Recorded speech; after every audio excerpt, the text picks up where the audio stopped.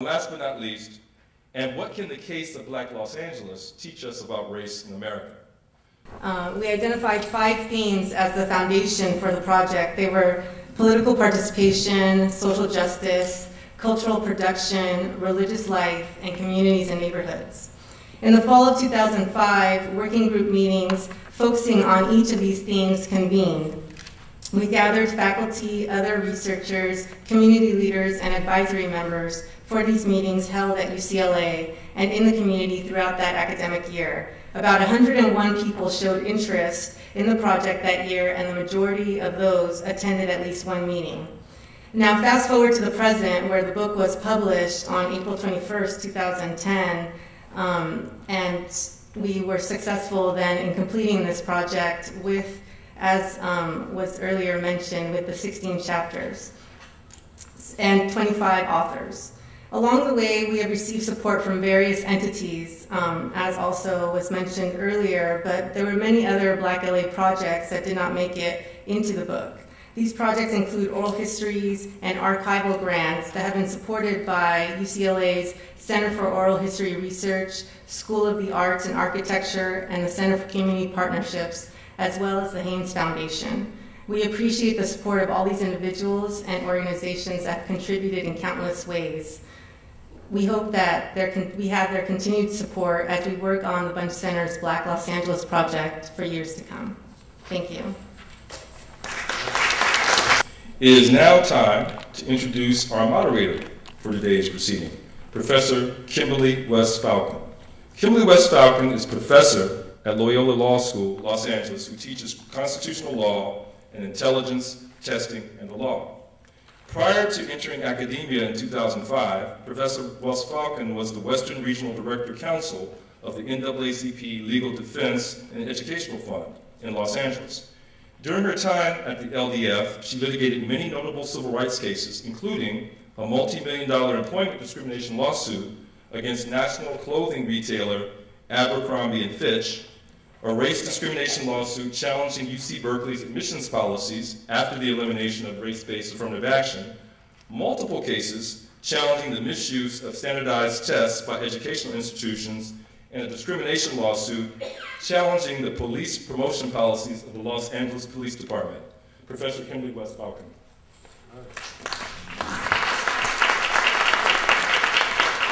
Thank you so much, Darnell, for having me here today. And I have to say, you put me in an awkward position, though. You said I was going to save time by not reading everyone's bios, and then he reads mine verbatim.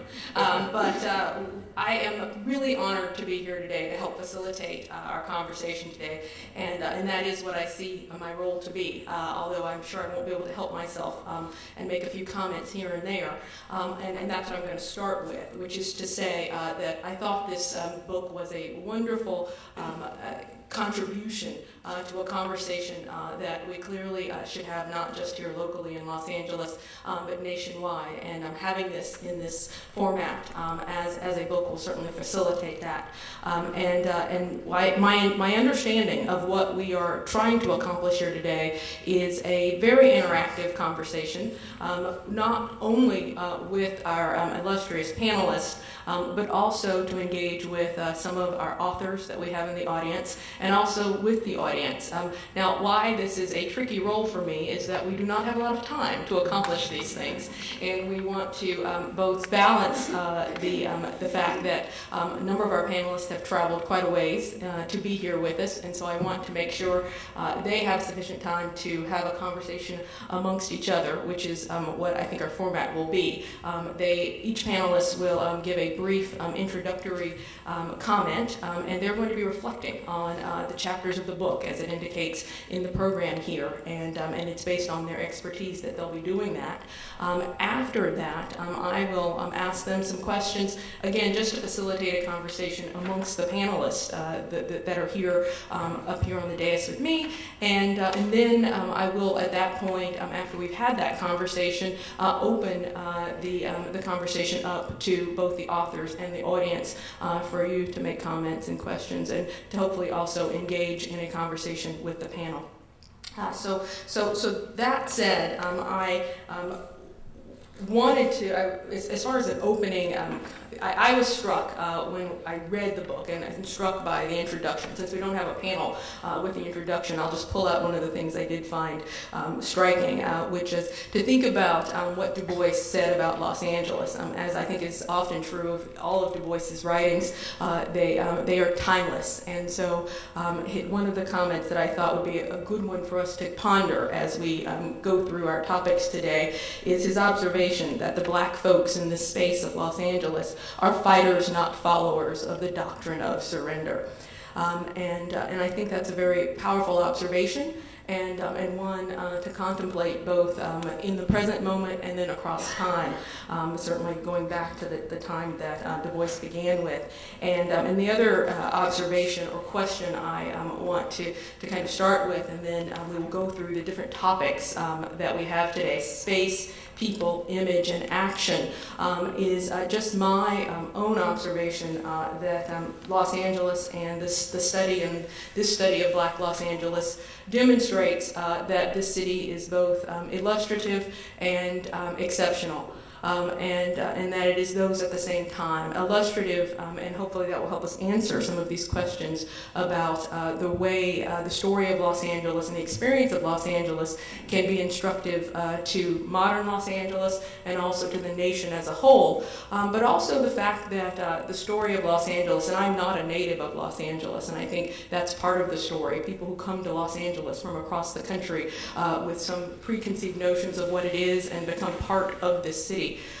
Is that Los Angeles has a reputation and a reality of being exceptional in certain ways. There are things about Los Angeles that are not true of other cities, and in many ways I think those can either cloud or impact the perception that Los Angeles cannot be illustrative of the rest of the country, either because there's an entertainment industry or because it's on the ocean. There are many ways in which Los Angeles is a very special city, and I think that can be part of our discussion as well.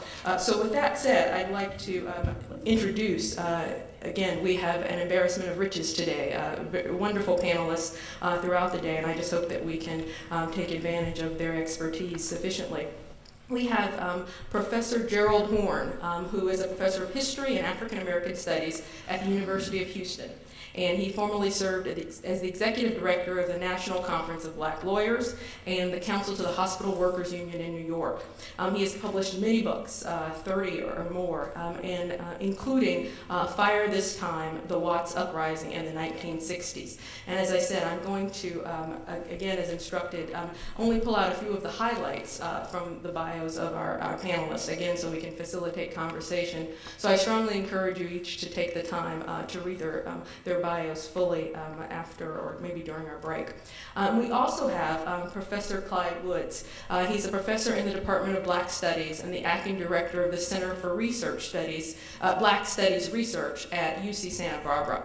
And his focus is on the regional organization of poverty, policy, power, race, and culture in the United States. That's his research focus.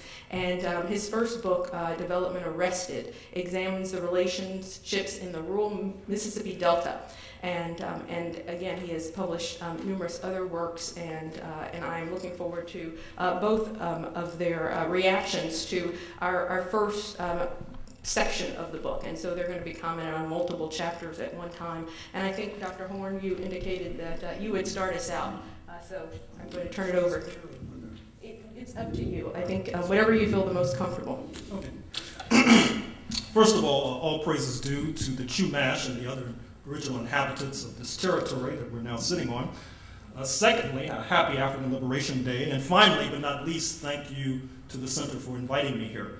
I'll mostly be reacting to the opening article, which concerns the early historical background of Los Angeles.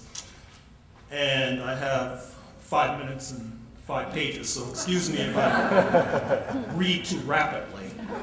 Traditionally, the story of the nation, now known as the United States of America, is recounted as a tale of migrants from the British Isles crossing the Atlantic in the early 17th century and settling along the Atlantic seaboard of what is now referred to as North America. But taking note of the current reality that the most populous and influential states in what is now the United States are Florida, Texas, and especially California, all of which were once ruled from Spain, It is well past time to construct a new narrative that places Madrid, Mexico, and their varying policies towards the indigenous and enslaved Africans in the center of the story, particularly as it concerns the tangled tale of space, race, and Black Los Angeles. This year, we're marking the 200th anniversary of the beginning of the Mexican independence struggle from Spain. And as is well known, Mexico was much quicker to move towards abolitionism than the slaveholders' republic that emerged in 1776. Historians are slowly moving towards the idea that what prompted the revolt against the British Empire in North America was Somerset's case in the early 1770s in London, which seemed to augur the onset of slavery's abolition throughout the empire, and rather than submit to this expropriation of private property, slaveholders in Virginia most notably revolted. That the origins of the nation now known as the United States was bathed in the amniotic fluid of chattel slavery was not lost on Africans who, along with the indigenous, saw themselves justifiably as the primary victims of the slaveholders' revolt. Indeed, it's not far-fetched to suggest that the advent of the United States itself was a historic defeat for the Africans.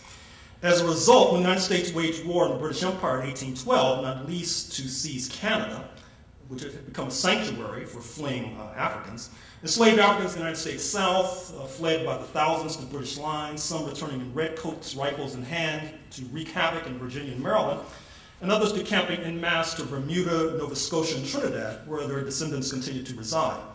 This was by far the largest and most sustained revolt of the enslaved in the history of this republic. It is important for our purposes here because it helped to establish a diplomatic and strategic orientation for Africans in what is now the United States. That is to say, they despised slavery, but were willing to ally with empires like Britain that countenanced bondage in order to confront the more dangerous foe, which was the United States, just like the United States itself was willing to ally with the Soviet Union in 1941 in order to better confront the more dangerous foe in Berlin. Likewise, abolitionism in Mexico led directly to the secessionist breakaway Texas Republic in 1836 that declared independence in no small part in order to maintain enslavement of Africans, which meant that the establishment of this latest slaveholders' republic was also opposed adamantly by the African population, while the abolitionism of Mexico was warmly embraced. Thus, the enslaved not only followed the North Star of freedom in British Canada, they also traveled southward to freedom in Mexico as thousands of Africans fled to this abolitionist territory, which led directly to the war of aggression against Mexico in 1846, leading to the seizing of California.